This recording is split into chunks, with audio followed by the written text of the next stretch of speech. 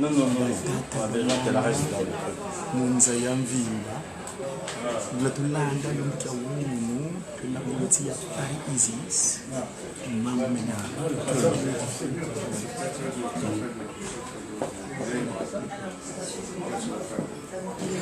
Son éminence. Il arrive. Il était là. Oui. Oui. D'accord. Est-ce que je peux avoir Mais c'est un peu quoi, en fait, le compte jour. Merci. On ne peut pas mettre le drapeau et puis je fais juste le lancement. Non, non, tu vas plus. Les jeux, les anciens sont serrés.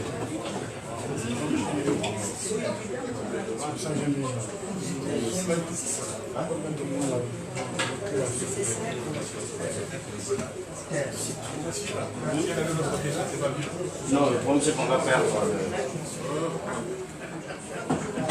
Je peux juste te mettre là.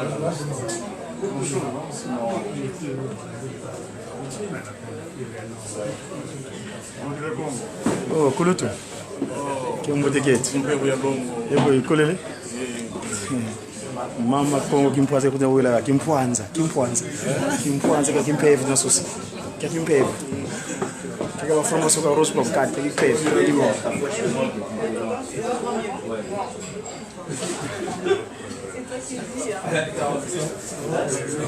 Oui, là j'ai mais faut t'approcher.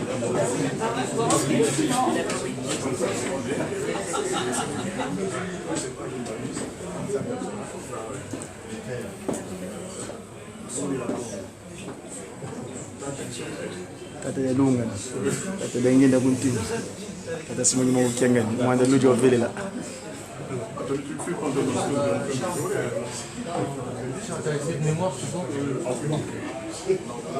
Mais tu veux que je te donne une carte Non, il y a un truc pour ça. J'ai un pied tout un système. Oui, moi je veux bien, ouais. T'as mis le mode avant.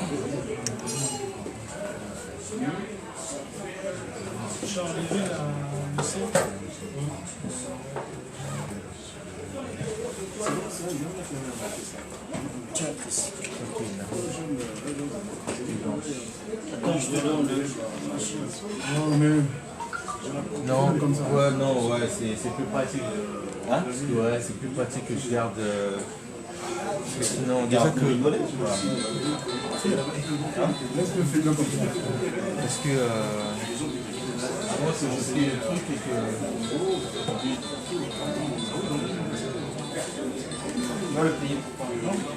Je te mets... Attends, mais il peut le prendre sur lui. comme ça, par exemple. Comme ça, je me déplace avec comme ça. Ouais, c'est mieux. Le ton au centre. Et tu identifies. Ouais, exactement, tu es trop au centre. Vaut mieux se mettre sur le côté. Tu cliqueras sur les identifications. Vaut mieux se mettre un peu sur le côté. Tu es un peu plus. Ah d'accord.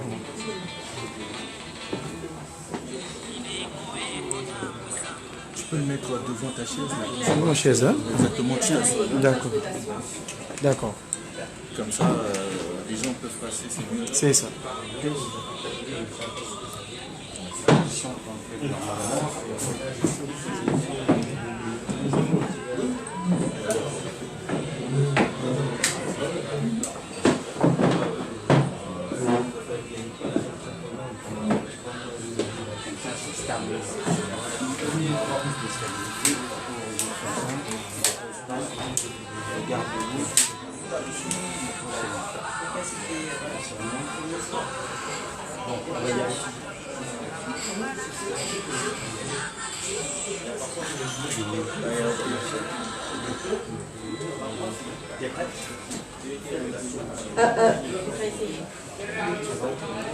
Tu peux juste aux gens qu'on va commencer.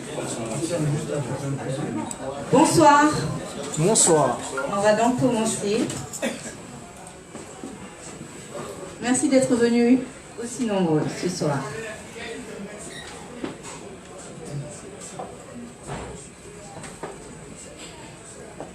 Bonsoir, bienvenue dans les Vendredis du Congo, votre émission.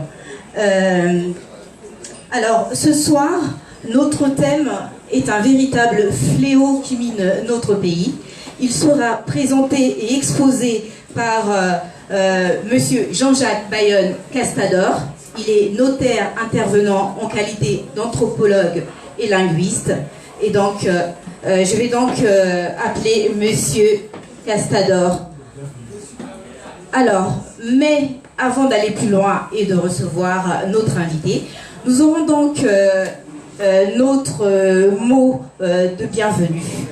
Et donc, le mot de bienvenue sera donc présenté par notre présidente, Madame Huguette.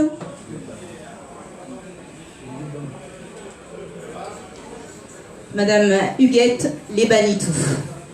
Merci. Merci Zumba. Bienvenue, beauté, tata na ma maman, Bana Congo. Oui, ça la technologie.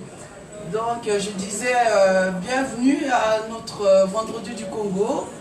Et aujourd'hui, comme Zumba l'a dit tout à l'heure, nous accueillons notre frère qui va nous exposer son sujet sur le tribalisme.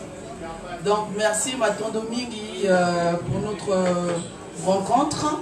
Donc je laisse la place à Zumba.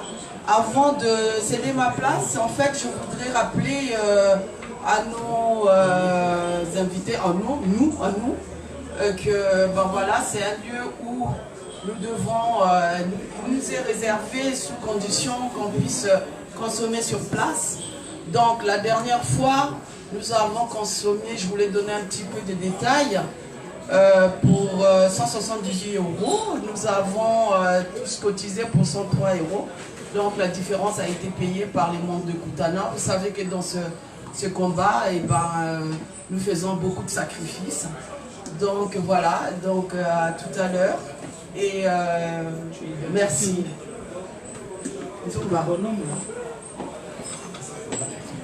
Alors, dans cette émission, nous avons pour habitude de présenter toujours des mini-reportages en rapport avec notre thème du jour.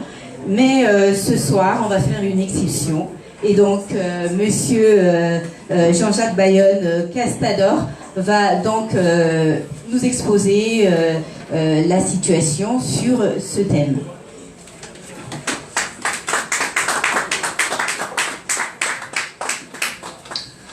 Bonsoir chers amis et merci à Kutana de m'avoir invité. Je vais intervenir comme on m'a présenté en tant que linguiste et anthropologue. Donc ça va un peu trancher des exposés que nous avons eus jusque-là, puisque ça va être plus ou moins académique. Mais j'essaierai de faire en sorte que ça soit plus vivant qu'académique. Bien. Alors, nous utilisons des concepts comme tribalisme, tribu, qui n'ont pas d'équivalent dans nos langues. Ça montre bien que ce sont des concepts qui ont été forgés à l'extérieur par des étrangers et qu'on nous a imposés. Est-ce que ces concepts correspondent à nos réalités? That is the question. Bien. Au 19e siècle, des scientifiques, entre guillemets, ont forgé deux sciences. Une science qu'on appelle la sociologie, qui étudiait les sociétés industrialisées, et à côté une autre science qu'on appelait l'anthropologie, dont l'objet était d'étudier l'altérité, c'est-à-dire ce qu'ils appelaient les sociétés primitives, donc ceux qui n'étaient pas industrialisés, notamment nous. Eh bien, cette anthropologie a forgé un certain nombre de concepts que nous utilisons aujourd'hui, sans se poser des questions sur la validité scientifique de ces concepts. Nous avons des concepts comme tribu, ethnie, lignage, clan, etc., indigène, barbare, sauvage, C'est toute cette littérature-là qui nous est présentée.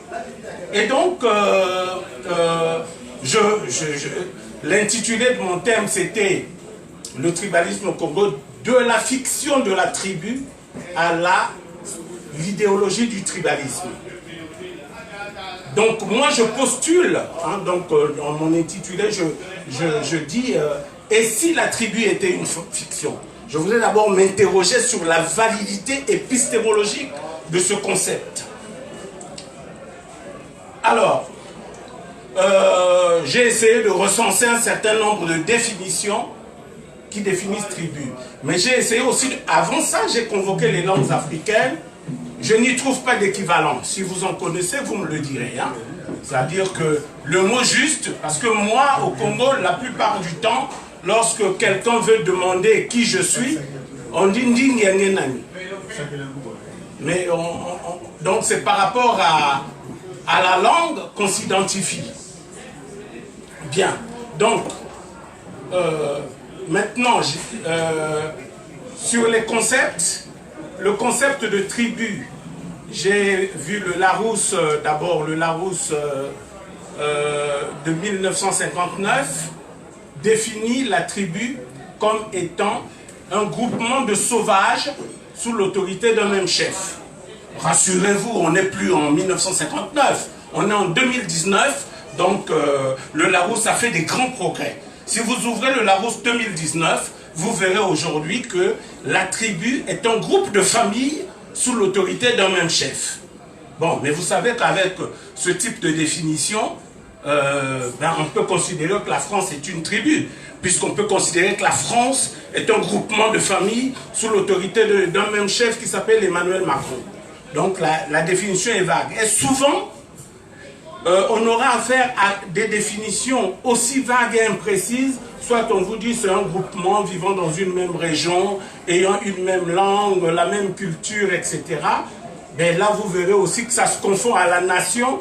Donc ces définitions sont souvent imprécises et on remarquera que toute tentative de définition se dérobe à l'analyse. Quand on va analyser ce qu'ils définissent, ça ne correspond jamais aux faits.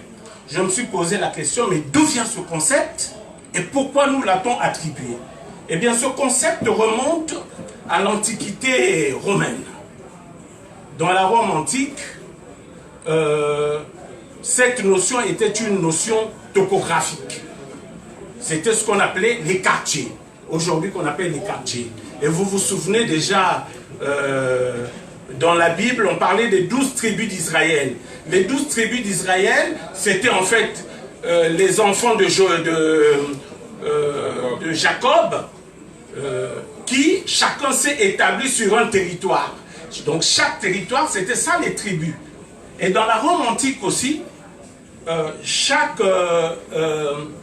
on avait créé des tribus, c'est-à-dire des quartiers, des territoires, et dans chaque territoire, quand il y avait des problèmes, c'était un tribun qui était un officier militaire qui réglait les problèmes de la tribus. Et donc le tribun réglait ce problème-là au tribunal, quand il y avait des conflits dans la tribus. Donc ça n'avait rien à voir avec des groupements ethniques. Mais il se passe que souvent, ce sont souvent des gens homogènes qui vont habiter dans un même quartier lorsqu'il y a une migration. Dans le sens où, par exemple, à Pointe-Noire, il y avait un village qu'on appelait le village Mboukou. À un moment donné, il y a eu beaucoup de Bembe qui sont venus de Mouyonzi, qui y ont habité, et les gens ont dit « Ah, mais il y a une Mouyonzi, hein? » Et ça s'est appelé le quartier Mouyonzi. Bon, mais ça ne veut pas dire qu'il n'y a que des Bembe là. Ce phénomène-là, on le retrouve un peu partout dans le monde. Et donc, par rapport à ça, dans la Rome, quand on a voulu maintenant traduire une notion grecque qu'on appelait la phulée, qui était un groupe de personnes qui se réclamaient d'un ancêtre commun, ils ont utilisé tribus. Maintenant, pour arriver à nous, il a fallu attendre un anthropologue qu'on appelle Lewis Henry Morgan, qui, lui, a étudié les Iroquois, et c'est lui qui, le premier, a défini ce que c'était qu'une tribu. Eh bien, lui, il a défini une tribu comme étant une société complètement organisée, qui illustre la condition de l'humanité dans l'état de la barbarie. C'est-à-dire, précisait-il, que c'est une société qui est sortie de la sauvagerie primitive, mais n'a pas encore atteint la civilisation, la société politique, l'État. En un mot, lorsque vous dites que je suis de tribu Babembe, Mboshi, Bavili ou Balari, vous êtes tout simplement en train de dire que vous êtes un barbare sorti de la sauvagerie primitive en attente de la civilisation. Donc vous voyez que ces concepts qui nous ont été forgés, ce sont des concepts qui sont nés pendant le courant scientifique qu'on appelait l'évolutionnisme. Donc on a voulu nous déprécier. D'ailleurs, à ce propos, Jacques Berck disait que l'investigation anthropologique de l'époque consistait à illustrer par l'archaïsme du partenaire la légitimité de l'usurpation. Donc, on veut piller ces terres-là qu'on a trouvées riches. Bien, on est riche, les gens qui étaient là en sauvage, en indigène, etc., en barbare. Voilà. Donc, et à côté de cela, toute une littérature, en fait, tout un certain ensemble de concepts ont été forgés, tels qu'indigène, c'est celui qui est né dans le pays qu'il habite. Moi, ça fait 38 ans que je suis dans ce pays, je suis encore à la recherche d'un indigène. Hein, si vous en trouvez, faites-moi signe. Bien. On nous a même dénié d'avoir des langues. On a dit que non, ils n'ont pas de langue, ce sont des patois. Mais c'est quoi un patois? Un patois, c'est le parler des oiseaux. Donc ça n'a rien de... Ou bien nous avons des dialectes. Mais la dialecte, c'est juste la variété dialectale d'une langue.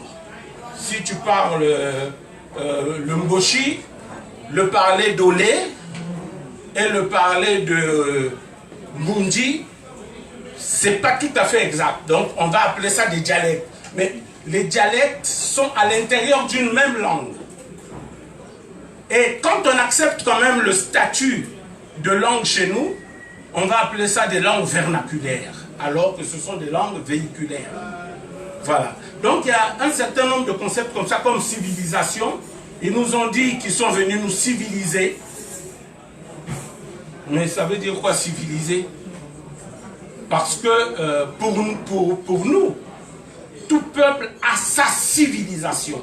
Donc il n'existe pas la civilisation, mais il existe des civilisations. Le fait de réduire l'autre à soi, ça s'appelle de l'impérialisme, ni plus ni moins. Ça ne s'appelle pas civilisé. Donc le terme civilisé, on peut la jeter, le jeter à la poubelle. Voilà. D'ailleurs, Lucien Febvre disait qu'il existe deux notions de civilisation. L'une coloniale, discriminatoire, pragmatique, et l'autre scientifique, relativisante, factuelle, rattachant toute société à une civilisation. Voilà. Donc, je passe maintenant au concept de tribalisme. Alors là aussi, il y a une pléthore de définitions. Il y a... bon, je m'arrêterai qu'à deux. Il y a Georges Ballandier qui a défini le tribalisme comme étant la résurgence des antagonismes antérieurs. Et il y a Bronislaw Malinowski qui a défini le tribalisme comme étant la méconnaissance du contrôle colonial. Je vais essayer de m'arrêter sur ces deux anthropologues. Alors le premier dit que c'est la résurgence des antagonismes antérieurs. Quand nous voyons, par exemple, notre société, notre pays, le Congo, dans l'ancien Congo, on sait que il y a eu 2 guerres entre les Bakongo et les Bateke. 2 guerres pendant la période précoloniale. Mais après, des Bakongo ont quitté Mbanza Congo, notamment dans la province de Soundi, sont venus en pays Teke, ce qu'on appelle aujourd'hui le Poul, et ils vivent aujourd'hui en harmonie au point où certains Bateke sont devenus de culture Congo. On a des gens comme Gabou Alexis, paix à son âme, Bernard Bakana Kolela et le maître Martin Bemba, pour n'en citer que ceux-là. Même le Tankewa, le grand Tankewa, était aussi d'origine Bateke, et pourtant ils étaient, on ne peut plus de culture Congo, Bakongo.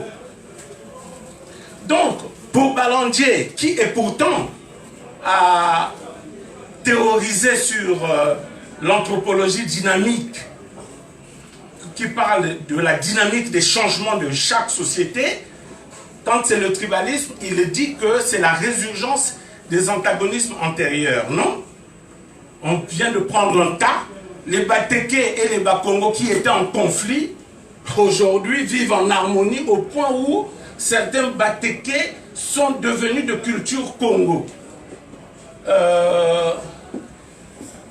Pour Malinowski qui dit que le tribalisme c'est la méconnaissance du contrôle colonial, alors ce monsieur, qui est-il?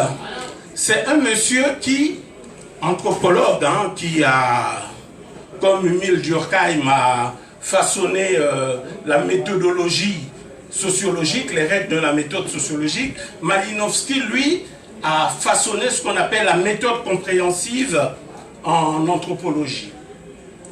Et Malinowski, à côté de cela, a créé une discipline à part de l'anthropologie qu'il appelait l'anthropologie appliquée. Et il définissait l'anthropologie appliquée comme étant la science qui devait étudier les sociétés primitives pour mieux les comprendre afin que la colonisation réussisse. Pour mieux réussir la colonisation. Et en cela, il préconisait, pour réussir, la déculturation par l'école, la déculturation par l'Église et la stratégie de la division. Alors, la déculturation par l'école, vous savez, hein, nos aînés, ils ont appris que nos ancêtres, c'était les Gaulois. La déculturation par l'Église, par la religion, nous en savons encore ce que c'est. Nous sommes en France ici, on voit les Européens,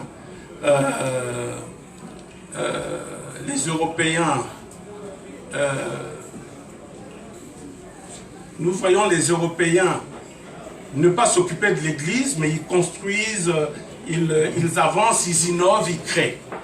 Chez nous, c'est l'Église. Alors, maintenant, Malinowski, lui, c'est lui qui a préconisé donc la stratégie de la division. Dans le cadre de la stratégie de la division, il a demandé à ce que le concept de race soit marqué dans les actes de naissance. Effectivement, pour nous les sexagénaires qui sommes nés avant la période coloniale, quand nous grandissions, on ne connaissait ni le mot ethnie ni tribu. Hein. Nous, c'était race. Race yangenani. Race yangenani. Race yangoumubem. Race yangoumuyaka. Race yangoumumboshi. À notre époque, c'était les races. Hein, je me rappelle même, on disait comment tu t'appelles? Je m'appelle Jean-Jacques, ma race, Bavili, j'habite Pointe-Noire quand j'étais gosse. Donc, on parlait de race. Les termes tribu et ethnie ne sont arrivés qu'après. Et donc, Malinowski, lui,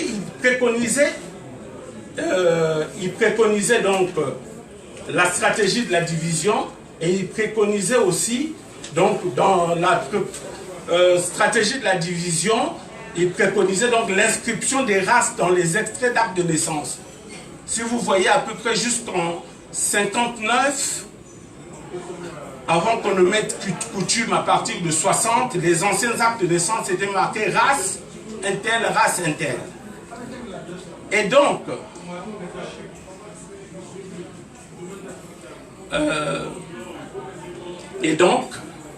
ne me déstabilisez pas. Ce que vous faites là, c'est pas bon. Ok? Je suis sur un thème, j'ai circonscrit mon truc, j'ai dit de la fiction de la tribu à l'idéologie du tribalisme. Donc, enfin voilà. Donc je disais que Malinowski, oui, qui a préconisé donc la stratégie de la division, et il a demandé à ce que on choisisse des leaders que l'on acculturera pour que ce soit les membres de l'in-groupe et non de l'out-groupe qui soient les défenseurs à l'intérieur de la forteresse culturelle à abattre, de l'occidentalisation à l'intérieur de la forteresse culturelle à abattre. Donc, Malinowski, d'ailleurs, Roger Bastide a dit que la politique française de décolonisation s'est inspirée des recommandations de Malinowski pour pouvoir faire leur politique de décolonisation. La politique de décolonisation a consisté à quoi? À partir pour mieux rester, faire semblant de partir. Et Malinowski, plutôt Bastide, dit que la décolonisation ne s'est donné meilleure carrière qu'à partir de la décolonisation. Autrement dit, la décolonisation n'a jamais eu lieu. Voilà, bon, comme on me presse ici, je m'arrête là et puis on pourra continuer par les questions. Il faut continuer. D'accord. Ok.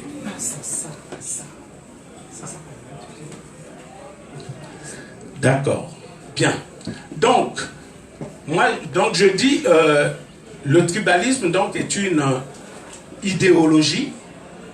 Ce n'est pas une donnée sociologique immuable, c'est une construction idéologique. Nous avons vu, après la conférence nationale, on a créé une ethnie de toutes pièces et une région de toutes pièces pour les besoins de la cause, qu'on appelait, la tribu s'est appelée le Nibolek et la région s'est appelée le Niboland. C'est une réalité que nous avons tous vécue et que personne ne peut contredire. Pour les besoins de la cause.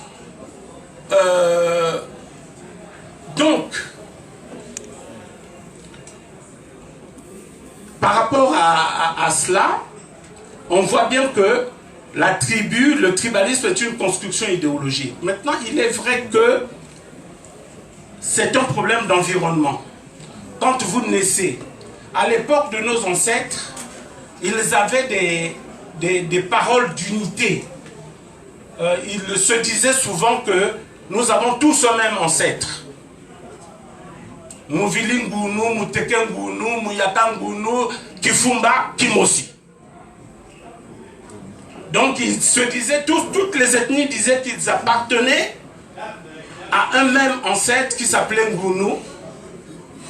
Et donc ils avaient une origine commune. Ça, ce sont des concepts ou des notions, des idéologies, des dogmes qui consolident la conscience nationale. Mais on nous a emmené de l'extérieur la division. On a bien vu que c'est dans la science qu'on a essayé de nous diviser en disant que nous sommes des races différentes. C'est Léopold Sédar Senghor qui est arrivé en 1970 à Brazzaville pour nous dire que nous ne sommes pas des races différentes, nous sommes tous de la race noire bantou. C'est pourquoi on a cessé de parler des races au Congo. Et que les termes qui sont devenus à la mode, c'est tribu ou ethnie. Alors, par rapport au temps qui m'était imparti, je n'ai pas préparé de rentrer dans les détails des manifestations du tribalisme au Congo tel qu'il se vit. J'ai voulu juste montrer que le tribalisme était une... Parce qu'on m'avait demandé de présenter en 15 minutes, donc je ne pouvais pas tout dire en un quart d'heure. Et donc je n'ai pas vraiment préparé les manifestations du tribalisme que nous connaissons tous, qui pourra faire l'objet même dans vos questions et tout ça. Mais je dis qu'il y a un remède au tribalisme. Ça existe, le tribalisme. Quand on envoie des gens en formation, aujourd'hui, on voit bien qu'on envoie, s'il y a 80 étudiants qui partent à l'étranger, il y a 60 Mboshi et les autres d'autres régions, très peu. Ça, on le sait. Et puis, quand on arrive au pouvoir, c'est le népotisme. On prend les gens du village, les gens de la famille, les gens de l'ethnie, ce sont eux qu'on met au poste clé. Donc, le remède à cela, moi je propose deux remèdes.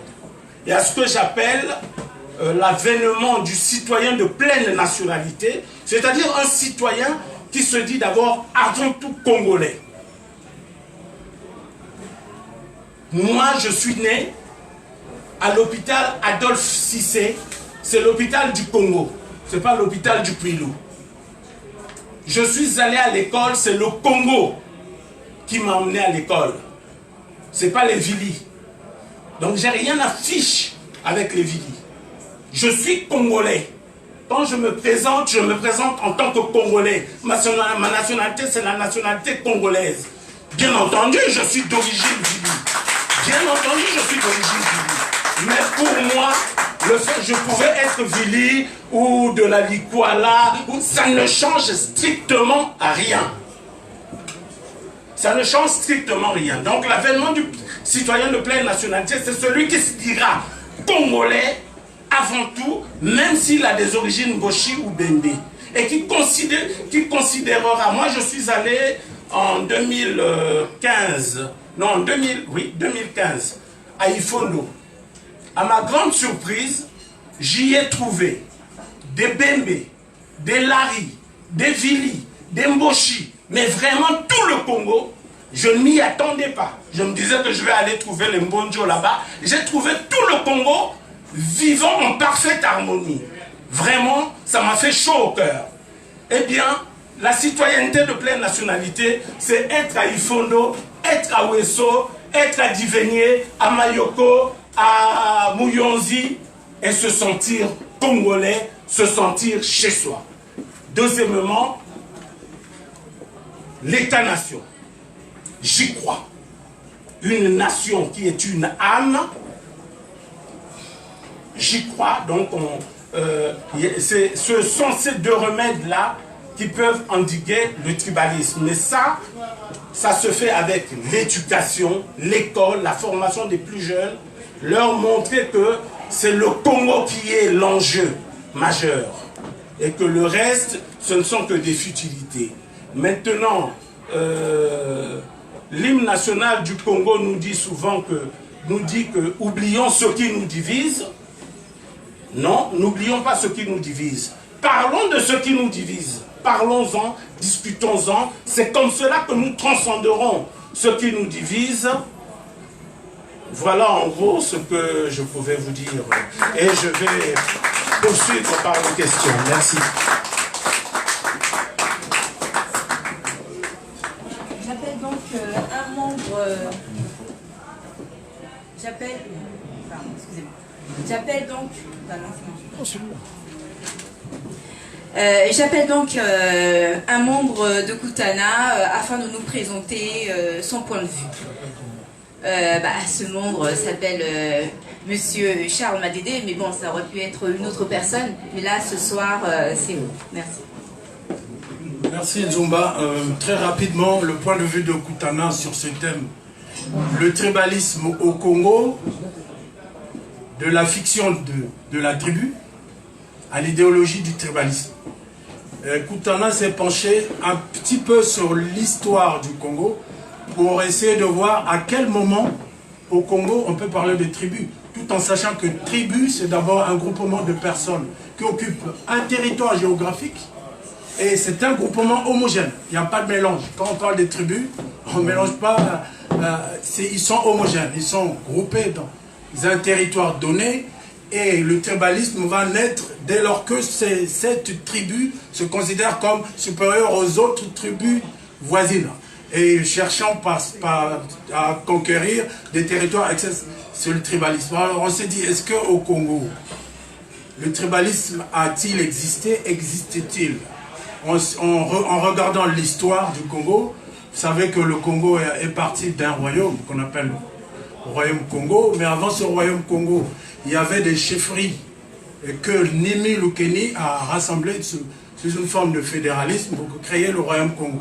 Peut-être, si on parle de tribus, peut-être à cette époque des chefferies, parce qu'il y avait des clans qui se levaient contre d'autres. D'abord, lui-même, Nimi Lukeni, était lui-même un chef de clan qu'on appelait les Bissi Congo.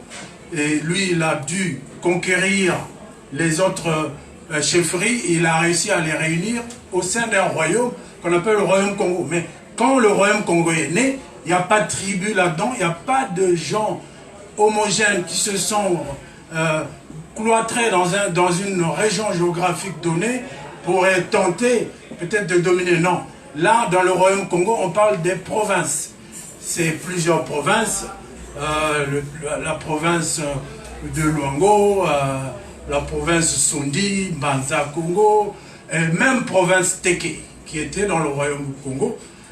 Et puis cette province Teke a pris l'indépendance très rapidement pour devenir un royaume. Et les autres provinces, à un moment donné, ils ont pris leur indépendance une à une pour devenir des royaumes à l'époque de la dislocation du royaume. Vous savez, en 1700 et quelques.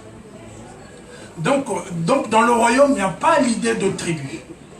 Mais il y a l'idée de province. Ces provinces vont donner plus tard des ethnies qui vont constituer le Congo d'aujourd'hui. Donc, par exemple, la province Luango, nous avons des Luango, des Vili aujourd'hui.